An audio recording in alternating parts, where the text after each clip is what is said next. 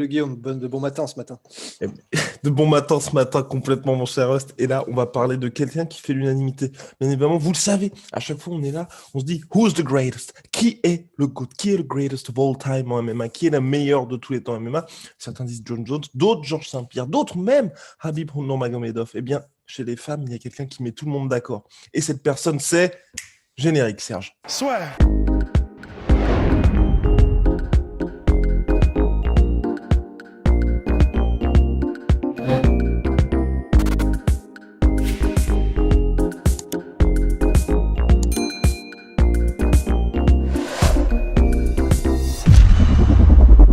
Amanda Nunes, nouvelle défense de ceinture featherweight, la deuxième face à Megan Anderson après une masterclass. Elle s'est pris tout simplement en tout et pour tout 2 coups seulement.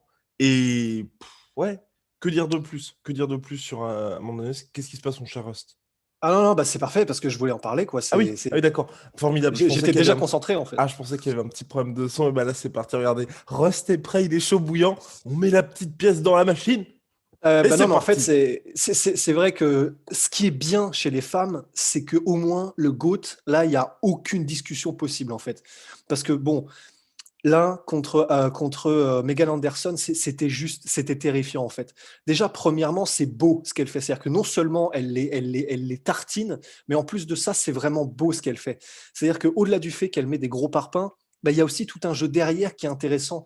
Il y a un jeu déjà de diversité des coups qu'elle met qui est impressionnant. Sur la séquence de finition où elle met Megan Anderson au sol, c'est juste magnifique. C'est plat, gros low kick, mais tu sais, au niveau du genou, un peu comme ceux que mettait Adesanya contre Costa, magnifiquement placé juste à l'extérieur du genou, genre énorme, bim. Après, gros jab, gros jab. La Megan Anderson panique parce que ça faisait déjà quelques minutes qu'elle se prenait la marée. Elle tente un takedown sur l'avancée, c'est-à-dire que on parle donc d'une cible mouvante où Megan Anderson change de niveau et s'approche de Amanda Nunes pour essayer d'aller la mettre au sol. Amanda Nunes, mais tu sais, c'est le T800, quoi. Terminator, elle voit la cible, boum, c'est verrouillé. Et en gros, elle adapte alors je crois que c'était un crochet qu'elle était en train de mettre pour que ça touche exactement la tête de Megan Anderson qui est en mouvement. Juste au moment où elle vient de finir son parpaing qui touche Megan Anderson en mouvement, elle repasse les underhooks pour baliser et empêcher la mise au sol. Elle retourne Megan Anderson et à partir de là, c'est vraiment un boulevard et elle en arrive effectivement après quelques secondes de scramble, de rouler boulet, je ne sais pas comment dire en français, à une position où, grosso modo, bah, c'est elle qui décide est-ce qu'elle la déboîte en ground and pound, est-ce qu'elle lui met un triangle, est-ce qu'elle lui met, oui, c'est ça, un espèce de triangle inversé, ou est-ce qu'elle lui met une clé de bras. Enfin, c'est au bon vouloir, en fait. Mais au-delà de ça, et du fait qu'en plus de ça, au début, elle avait installé des feintes magnifiques, tu sais, un peu à la Ouais. Adesanya, des feintes de hanches, des feintes de jab, des feintes de.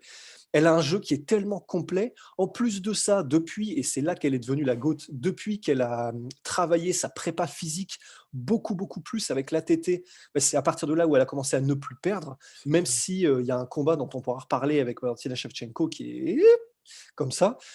Mais sinon, Ouais. c'est du bobsleigh. C'est impressionnant. Et je pense qu'on peut rappeler qui elle a battu aussi, qui fait que c'est la Personne, GOAT. c'est ça le problème, c'est qu'elle n'a battu personne chez les femmes, tout simplement. Non, juste petit point, avant de passer bien évidemment à son CV qui est juste monstrueux, et c'est pour ça qu'elle met tout le monde d'accord. Moi, ce que je regrette quand même avec Megan Anderson, c'est que tu vois, justement, ce jab barrière, elle le tente, Amanda Nunes, quelques secondes avant, même pas, tu vois.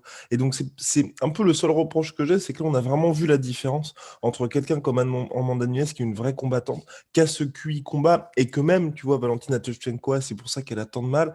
Et là, face à Megan Anderson, où si tu veux, c'était déjà du tout cuit, en fait. C'était Ouais. déjà du tout cuit parce que d'un côté, on a quelqu'un qui prend les bonnes décisions et de l'autre, Megan Anderson qui, la première fois, ça ne passe pas. Quelques secondes plus tard seulement, elle se fait prendre sur la même combinaison. Alors que bon, enfin, tu vois, à ce niveau-là, moi, j'aurais attendu autre chose. Et puis ensuite, tu vois, au moment où elle se fait sonner, c'était peut-être pas là non plus la meilleure option de se dire, honnêtement, je veux dire, Megan Anderson, quand elle tente le takedown, je pense que, enfin, même elle se disait, bon, en fait, qu'est-ce que je fais à ce moment-là? Parce qu'il y Ouais, avait mais c'est pour ouais, mais aucune c'est chance ça, de succès. c'est Donc, non, il y avait aucune chance de succès, mais là, je pense qu'on peut convenir du fait que c'est pas vraiment, c'était déjà elle panique à bord, oui. oui, oui, Oui. c'est ça, c'était juste, bah, en gros, un panic takedown, quoi. C'est un peu comme, Conor McGregor contre Nate Diaz lors du premier combat, c'est tu penses plus à rien, en fait. C'est limite, c'est ton cerveau Oui. reptilien qui juste il veut que le passage à tabac s'arrête, en fait. Donc, à ce moment-là, tu fais ce que tu peux, c'est-à-dire que tu close the distance, tu te rapproches, en fait. Tu essaies de limiter, la distance entre toi et ton adversaire pour plus que l'adversaire en question ait la chambre nécessaire pour créer une chaîne cinétique et te mettre des coups, quoi. Donc, mais après, c'est vrai, c'est là aussi où je te rejoins, c'est que de toute façon, il n'y a aucun doute sur le fait qu'Amanda Nunes est la meilleure de tous les temps chez les femmes, mais il y a aussi parce que elle combat donc déjà, on peut dire qu'il n'y a plus de classement chez les featherweight. Donc Bah, pour moi, c'était clairement le dernier combat. On en parlait ah là. ouais, bah ouais, ouais, ouais. Ils Juliana ont Peña, elle est en tellement. flyweight, c'est ça? Bantamweight, Juliana Peña, ils ont tellement poussé Megan Anderson que Ouais. franchement, voilà. Non, il y a personne, hein, il y a personne de toute façon. C'est la meilleure de tous les temps. Mais le problème, c'est que, un, elle a ratiboisé tout le monde, à part Shevchenko. Et deux, dans la catégorie donc de feu Chris Cyborg qui est parti au Bellator, bah, à part Chris Cyborg qu'il fallait battre, Mais ce ce qu'a qui est fait, un exploit hein, quand même. Enfin, qui est un c'est. exploit, enfin, c'est monstrueux. Mais à part ça, il n'y avait personne de toute Ouais. façon. Donc voilà, elle revient. Tu sais, c'est un peu comme les Mongols de Gengis Khan qui revenaient dans les villages trois semaines après l'avoir rasé juste pour tuer les survivants, tu vois, juste pour être sûr. Bah, elle fait pareil en fait, Amanda Nunes. C'est terrifiant. Terrifiant. Donc, mon cher Ross, le CV, le fameux CV d'Amanda Nunes, qui a terrassé, c'est peut-être ça le plus impressionnant, c'est que justement, moi j'en parle énormément et c'est quelque chose qui me tient à cœur. C'est que pour moi, pour être considéré comme l'un des plus grands de tous les temps, il faut avoir battu ceux qui sont considérés comme les plus grands de tous les temps, ou sinon les meilleurs, les références de leur catégorie. Et Amanda Nunes, elle a vraiment fait ça.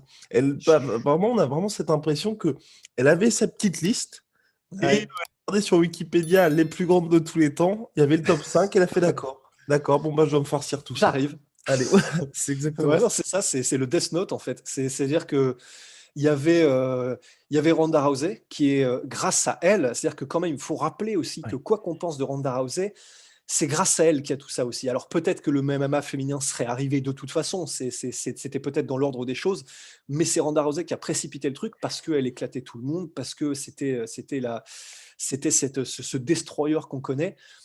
Elle a eu un premier revers, Ronda Rousey contre Holly Holm. Elle a pris un petit temps et elle est revenue dans un combat qui était en grande pompe contre Amanda Nunes.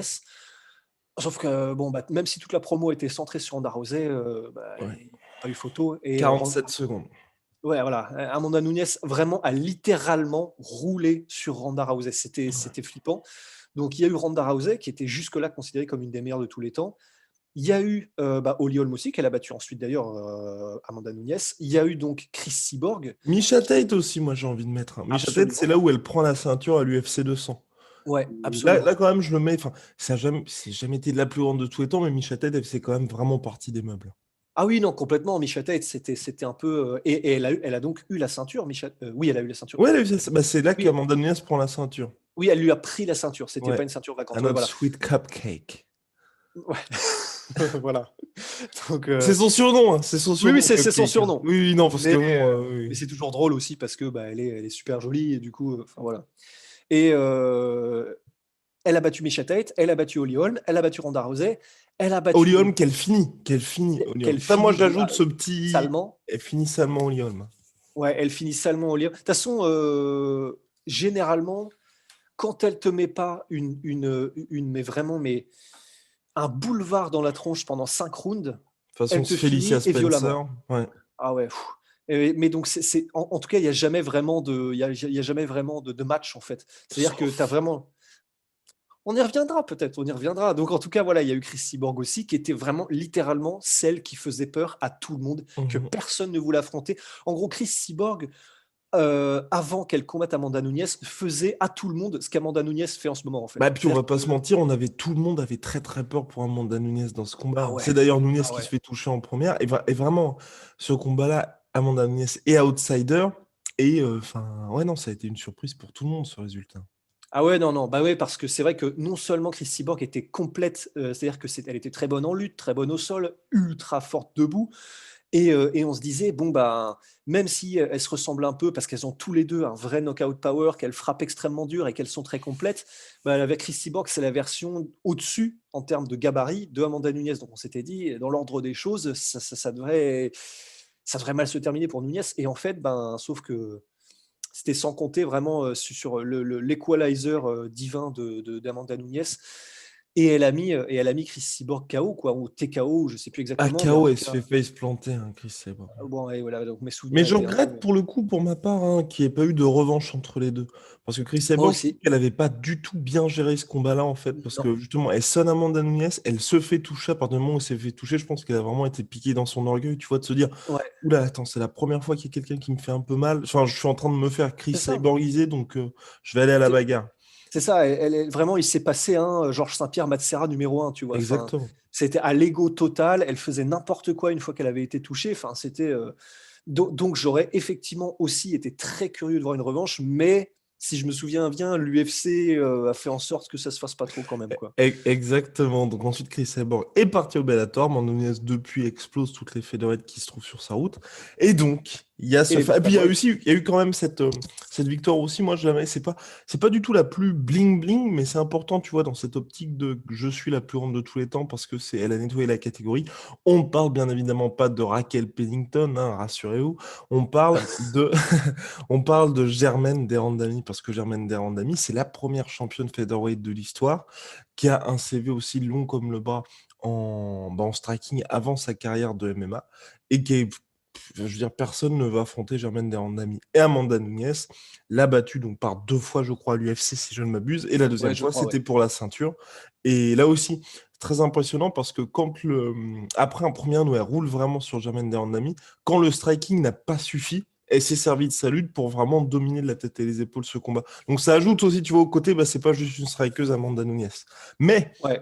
et c'est pas un petit mais, bah, il y Mhm. a Valentina Shevchenko. Il y a certes ces 2 victoires contre Valentina Shevchenko, mais pour moi, ce serait important qu'il y ait un ultime combat, histoire de mettre le petit coup de tampon, tu vois. Et voilà. Et après, là, pour le coup, on a presque envie de se dire pourquoi. J'ai pas envie de dire pourquoi continuer, tu vois. Mais Mais pourquoi continuer? ouais. Ouais, non, non, mais c'est clair. Non, mais c'est clair. Alors, mais c'est pas un petit mais comme tu l'as dit, parce que le Ouais. truc, c'est qu'il y a donc eu deux combats entre Shevchenko et Nunez. Le premier, c'était une décision unanime gagnée par Nunez. Le deuxième, c'était une split décision Pour la ceinture. pour la ceinture bantamweight. Ouais, ben, ouais. Mais la manière dont s'est déroulé le combat,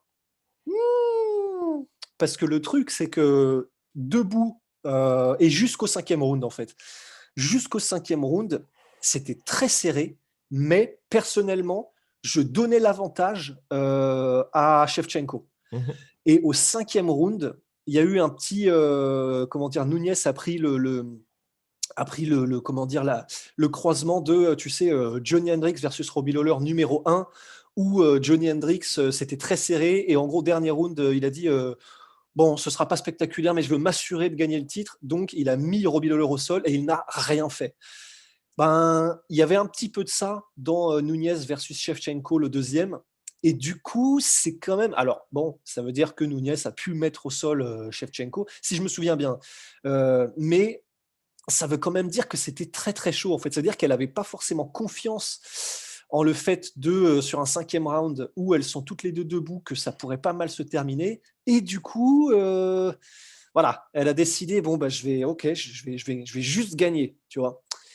Donc, ça veut quand même dire que si il y a bien un dernier Oui. truc à valider, c'est vraiment Shevchenko.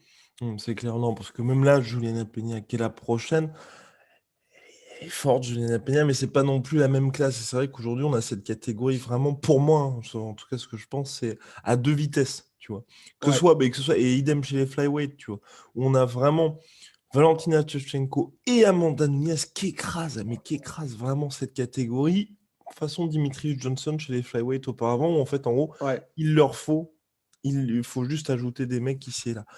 Pour Amanda Nunes, tu vois, donc il y a Shevchenko. Si elle arrive à s'imposer contre Shevchenko, le dernier ultime combat, vraiment, hein, ce serait, tu vois, pour une dernière défense de ceinture, tu vois, la l'UFC met clairement les choses au clair. En gros, en cas de défaite de Nunes, on ferme la catégorie. C'est Kayla Harrison qui est double championne Ah ouais. de judo, championne du PFL, qui signerait dans l'organisation pour l'affronter. Ouais, j'avoue. Et d'autant plus que elle, il me semble qu'Ella Harrison, elle est encore dans une catégorie dessus. Ouais, Donc ça veut dire que, exactement. là, franchement, ça veut dire que ce serait vraiment un dernier challenge. Ce serait en mode Spartacus contre Théo Collès, tu vois. C'est vraiment. Parce que c'est une lightweight, il me semble, Ouais, Kayla Harrison. mais Si elle je dis est pas de bêtises. prête à aller en featherweight pour Amanda Nunes.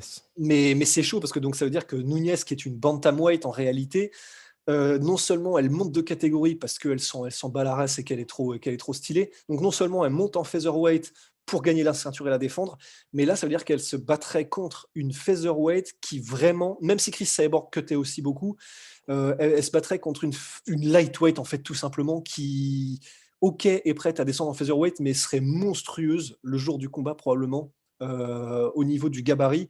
Ancienne judokate olympique, qui est en train de tailler tout le monde dans les autres organisations, donc le PFL. Donc ce serait vraiment le dernier gros challenge, effectivement. Donc j'avoue, Shevchenko et Harrison. Et cet ultime combat, moi j'ai envie de dire, hein, le petit payday pour faire plaisir à son fils, à Amanda Nunes, c'est qui a aussi signé au PFL, tu vois, c'est contre Claressa Shields. Je sais pas comment l'UFC peut organiser ça, parce qu'en MMA, Ah, je pense que bah, là, ça reste très très long terme, puisqu'on n'a toujours pas vu Claressa Shields. Mais tu vois, il y avait ces discussions entre les deux de faire un combat de boxe anglaise et MMA. Je pense que c'est pas possible, mais tu vois, avoir un espèce de deal pour les deux, genre tu fais un petit 6 rounds en boxe anglaise, 3 ouais, rounds mais en l'UFC voudra MMA, jamais. je pense pas non plus. Ah, oh, attendons de voir, attendons de voir. Là, elle est au PFL, Claressa Shields. Ouais, mais en fait, je veux dire, c'est Ouais. ce Oui. set de règles, en fait. Je pense Ah que oui, l'UFC ne oui, voudrait oui. pas. Non, Parce non, que complètement. c'est une chose de laisser Connor, mais parce que c'est Connor combattre en boxe anglaise, Ben Askren aussi, mon cher Rust. Parce que en même boxe si... anglaise Ah bah oui, pure. oui, Ben Askren. Oui, mais je veux dire, oui, mais le côté un combat Ah hybride oui, les deux, anglaise oui, je MMA, vois ce que ils tu feront veux dire. jamais Ah ça, oui, non, l'UFC. non, moi je veux dire un événement en boxe anglaise et un Ah, événement... Oui, oui, ah oui, oui, non, bah, sinon ça n'a aucun sens. bah, ça existe, hein. C'est au Japon, ils font ça, tu sais, au K1, je sais plus trop quoi, où tu as un round. Je crois que Jérôme Le Banner avait fait un combat comme ça. Tu as un round en kickboxing, un round en MMA, un round en kickboxing. Enfin, enfin, Japon, quoi. Donc bref, en tout cas, Amanda Nunes, bravo à elle. Ouais, non, là, il y a vraiment... Ouais, non, Oh non. elle a tout démonté. Et là, clairement, on espère avoir vos avis, mais je pense qu'ils ne seront pas différents sur pour vous qui est la plus grande de tous les temps en MMA. Donc, Bah ouais, parce que, ok, et puis même si on va dans le sens de, par exemple, Shevchenko, c'était très serré, bah, le truc, c'est que Nunez a fait ce que Shevchenko n'a pas fait, c'est-à-dire de monter d'une catégorie pour aller comment dire, taper Chris Cyborg. mhm. Ça prend quand même du panache. Et même si Shevchenko, on la surkiffe, c'est pas dans ce sens-là qu'elle l'a fait. Et ce qu'elle a fait avait un tout petit peu moins de prestige, je trouve. De descendre chez les Flyweight. flyweight, c'est ça. Ça avait un petit peu moins de prestige, je trouve, que de monter combattre le dragon, tu vois. Oui, non, c'est clair de monter de catégorie. Mais ouais, en tout cas, moi, quoi qu'il arrive, j'espère vraiment, tu vois, qu'ils vont réussir à pouvoir faire monter quand même un petit peu de combattantes rapidement, parce que pour moi, c'est pas très, enfin, on en parle assez souvent, mais c'est pas bon quand t'as vraiment quelqu'un qui écrase la catégorie et sans suspense avant le combat. Parce que là, mine de rien, pour Amanda Nunes, hein, depuis son combat contre Chris Cyborg, il n'y a plus aucun suspense quant à ses défenses de ceinture. Bah, c'est ça, parce qu'il n'y a plus de catégorie, en fait, tout simplement, Ouais. hein. C'est ça qui Non, fait je veux chier. dire, même en bantam, hein. Tout ça pour dire que Amanda Nunes est la greatest of all time. Sans aucun doute. Sans aucun doute. Mon cher Ross, big shout out à My Sweet Protein. Big shout out à My Sweet Protein, moins 40%. Surtout My Protein avec le code la sueur. Moins 10% sur tout Venom avec le code la sueur. À très très vite. Oh, ouais, c'est un petit masque Venom.